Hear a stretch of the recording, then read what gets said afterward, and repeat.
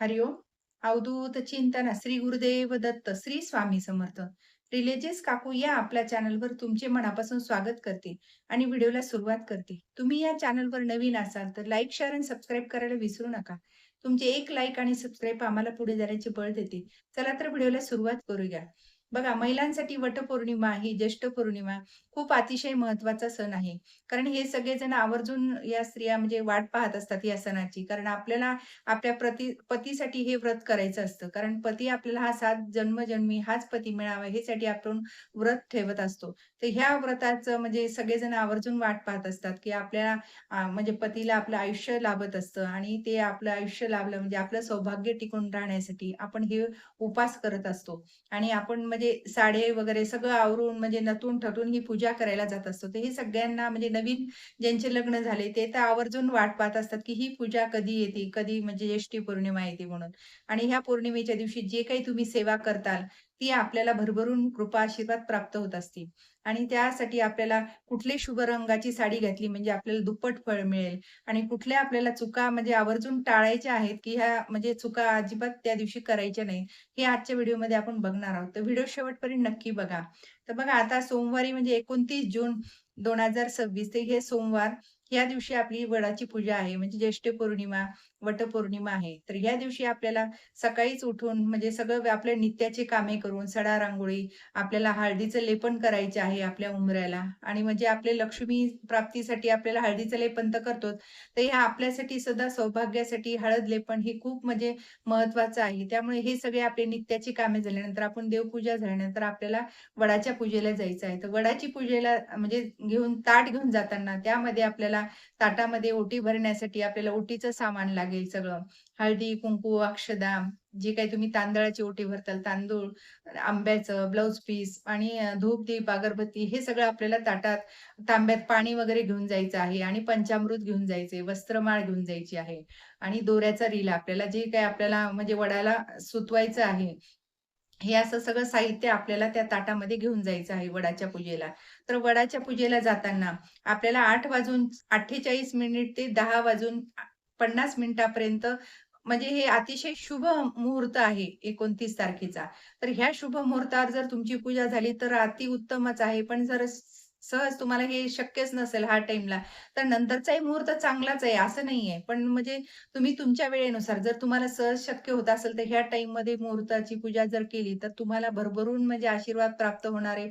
नंतरही केली तर प्राप्त होणार आहे, असं कुठलंच नाही. पण एक समजा ह्या जर मुहूर्तामध्ये जर तुम्ही पूजा केली, तर आपल्याला याचं दुप्पट फळ मिळत असतं. आणि कुठल्याही गोष्टीला बघा, शुभ मुहूर्त आपण कशासाठी बघतो, की त्याचं आपल्याला पुण्य प्राप्त व्हावं, ह्यासाठी आपण शुभ मुहूर्त बघत असतो. तर त्यामुळे ह्या शुभ मुहूर्तावर जर पूजा केली, तर नक्कीच आपल्याला दुप्पट फळ मिळतं.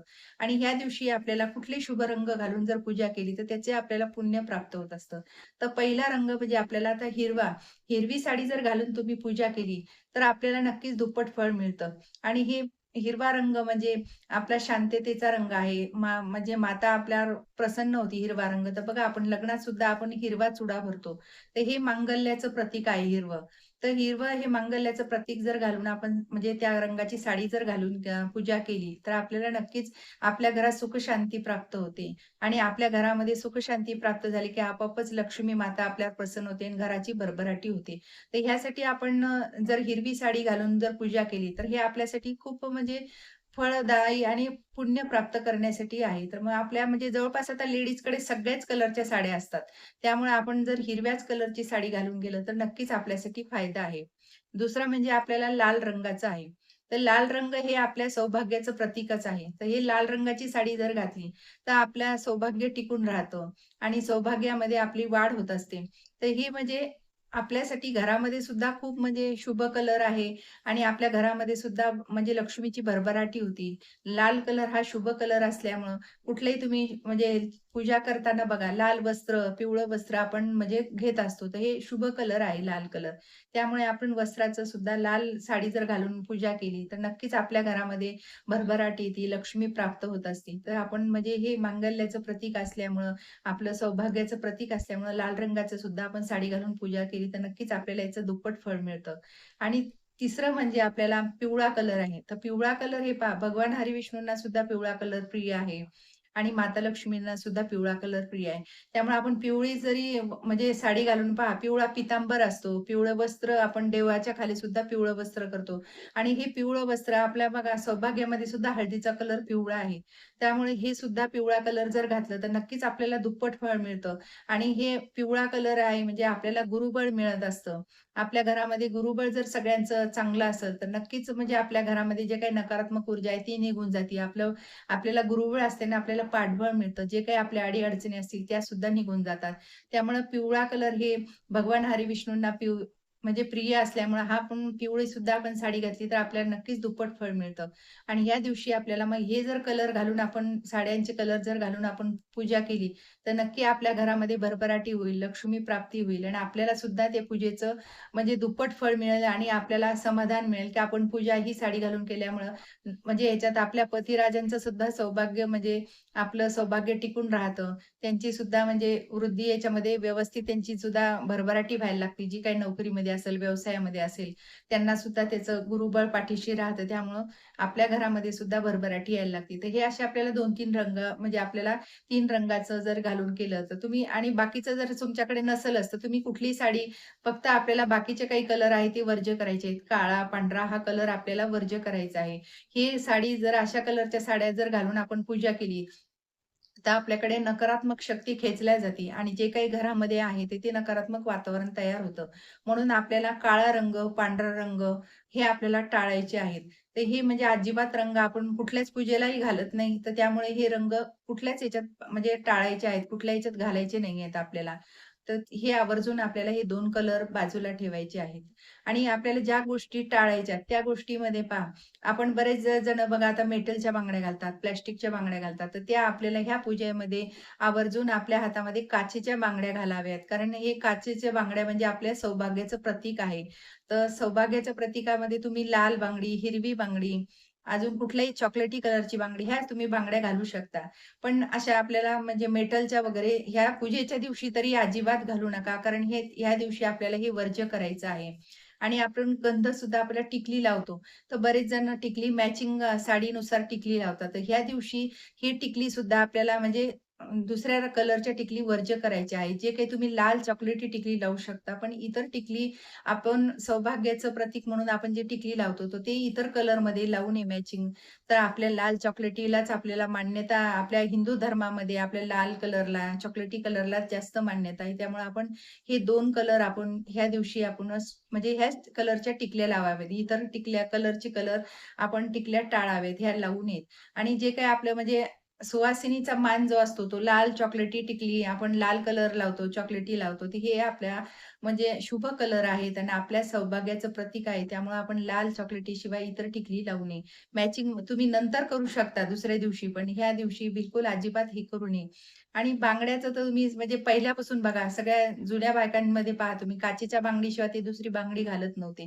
कारण हे सौभाग्य आपलं अखंड राहत असतं. जेव्हा आपण हे काही कटाक्षाने नियम जर पाळले, काचेची बांगडी, चॉकलेटी टिकली समजा ही तर आपलं सौभाग्य सुद्धा टिकून राहण्याला महत्त्व आहे. म्हणून आपण हे छोटे-छोटे नियम जे आहेत ते कटाक्षाने पाळायचे.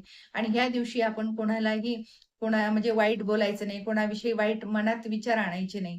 कारण हे सुद्धा असे आपण जर विचार आपल्या मनात आणले, तर आपल्यामध्ये नकारात्मक शक्ती वाढते आणि आपल्या घरामध्ये जी सकारात्मक शक्ती आहे, ती सुद्धा निघून जाते. त्यामुळे आपण कुठलाही विचार करायचा नाही. आपण आपला विचार करायचा, की आपलं व्रत कसं करता येईल, आपल्या घरामधली पूजा, हे ते आपण ह्याचा विचार केला, तर नक्कीच आपल्या घरामध्ये सकारात्मक ऊर्जा तयार होईल.